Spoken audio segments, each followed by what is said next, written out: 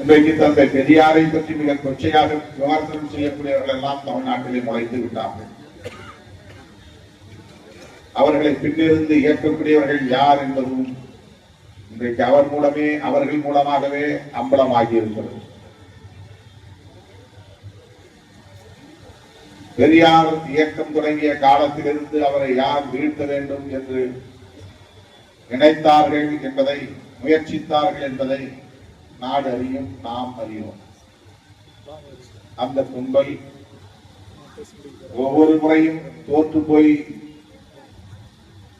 வீழ்ந்தார்களே தவிர பெரியாரை வீழ்த்த முடியவில்லை. பெரியார் திமுக, அதிமுக போன்ற கட்சிகளுக்கு மட்டுமே உரித்தான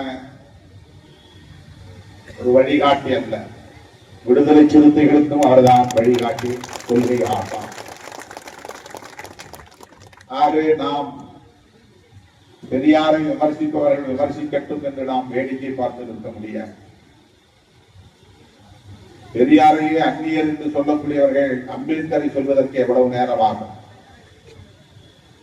பெரியார் இந்த வண்டியில் தனது இறுதி மூச்சு வரையில் 94 வயது வரையில் தமிழர்கள் தலைநிமிர வேண்டும் என்பதற்காக ஓடி ஆடி உழைத்த ஒரு மாமனிதன், தமிழ்நாட்டிலேயே பிறந்து வளர்ந்தவன்.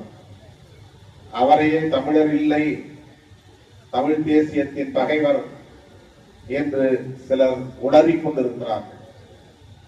அதை நாம் அனுமதித்தால் அம்பேத்கரை மராட்டி என்று சொல்லி அந்நியப்படுத்துவார்கள். அவர் ஒரு மராட்டியர், அவருக்கும் தமிழுக்கும் என்ன சம்பந்தம்? அவருக்கும் தமிழ்நாட்டுக்கும் என்ன சம்பந்தம்? தமிழ்நாட்டிலே தமிழை தாய்மொழியாக கொண்ட தலைவர்கள் தோன்றவில்லையா? ரெட்டைமலை சீனிவாசன் இல்லையா? பண்டிதர் அயோத்திதாசர் இல்லையா? என்.சி. ராஜா இல்லையா? என்று ஒரு பட்டியலை நீட்டுவார்கள். இதையெல்லாம் ஏற்றுக்கொள்ளுங்கள், அம்பேத்கர் வேண்டாம் என்று சொல்லக்கூடிய நாளும் வந்துவிடும். இது அறவே காட்டுத்தனமான ஒரு அரசியல், மிகவும் அற்பத்தனமான ஒரு அரசியல். மொழிவாத அடிப்படையிலே இனவாத அரசியலை உயர்த்தி பிடிக்கும் ஒரு முயற்சி. திமுக, அதிமுக போன்ற கட்சிகள் ஆளும் கட்சியாக, ஆண்ட கட்சியாக இருக்கிற காரணத்தினால் நாம் இறங்கி போய் அப்படிப்பட்டவர்களுக்கு பதில் சொல்ல தேவையில்லை என்று அமைதி காக்கலாம். அப்படி விடுதலை சிறுத்தைகளும் நாம் வேடிக்கை பார்க்க முடியாது. நம்முடைய கொள்கை அடையாளங்களை சிதைக்கிற முயற்சிகளை அனுமதிக்க முடியாது. ஆகவே இந்த இயக்கம் திமுக, அதிமுக, திராவிடர் கழகம் போன்ற இயக்கங்களை தொடர்ந்து பெரியாரியத்தை உயர்த்தி பிடிக்கிற ஒரு பேர் இயக்கம், அதை முன்னிறுத்துகிற ஒரு பேர் இயக்கம், சாதி ஒழிப்பே மக்கள் விடுதலை என்று விளங்குகிற ஒரு பேர் இயக்கம். தமிழ்நாட்டை மட்டுமல்ல, ஒட்டுமொத்த இந்தியாவை பாதுகாத்தாக வேண்டும். 3வது முறை மோடி ஆட்சிக்கு வந்தது இந்த நாட்டுக்கு மிகப்பெரிய கேடு. எதிர்காலம் என்ன ஆகுமோ என்கிற கவலைதான் நமக்கு மேலோங்குகிறது. இந்த தேசத்தை என்ன செய்ய போகிறார்கள் என்ற கவலை விஞ்சுகிறது. எப்படியாவது இந்த தேர்தலில் அந்த வாசிச கும்பலை வீழ்த்த வேண்டும் என்று பெருமுயற்சியை மேற்கொண்டோம். அகில இந்திய அளவில் 28 கட்சிகள் ஒன்று சேர்ந்து இந்தியா என்கிற பெயரில் ஒரு கூட்டணியை அமைத்தோம். அதில் விடுதலை சிறுத்தைகளுக்கு மிகப்பெரிய பங்கு உண்டு. நாடு தழுவிய அளவில் இதை ஒருங்கிணைப்பதிலே நம்மாலான பங்களிப்பை நாம் செலுத்தியிருக்கிறோம். ஆனாலும் பாஜக மீண்டும் ஆட்சிக்கு வந்துவிட்டது. எப்படி இன்னும் 5 ஆண்டு காலம் தாக்கு பிடிக்கப் போகிறோம் என்று தெரியவில்லை. தோழர்களே,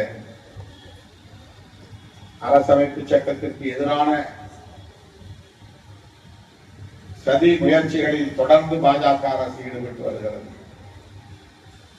நம்மை எல்லாம் மனிதர்களாய் தலைநிமிர வைத்த நம்முடைய மகத்தான தலைவர் புரட்சியாளர் அம்பேத்கர் அவர்கள் வகுத்தறிந்த அரசமைப்பு சட்டம்தான் புதியதொரு இந்தியாவை கட்டமைப்பதற்கான ஒரு தேசிய கொள்கை அறிக்கை அது.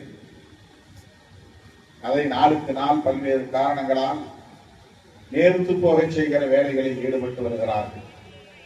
சிறுபான்மையினருக்கான தனிச்சட்டத்தை சீர்குலைக்கவும், அவர்களுடைய வக்ஃபு வாரியத்தை, அந்த சொத்துக்களை ஆக்கிரமிப்பதற்கு அல்லது கையாளுவதற்கு புதிதாக வக்ஃபு மசோதா என்ற ஒரு மசோதாவை அடாவடித்தனமாக கொண்டு வந்து நிறைவேற்றப் போகிறார்கள். எந்த வேண்டுமானாலும் செய்வார்கள்.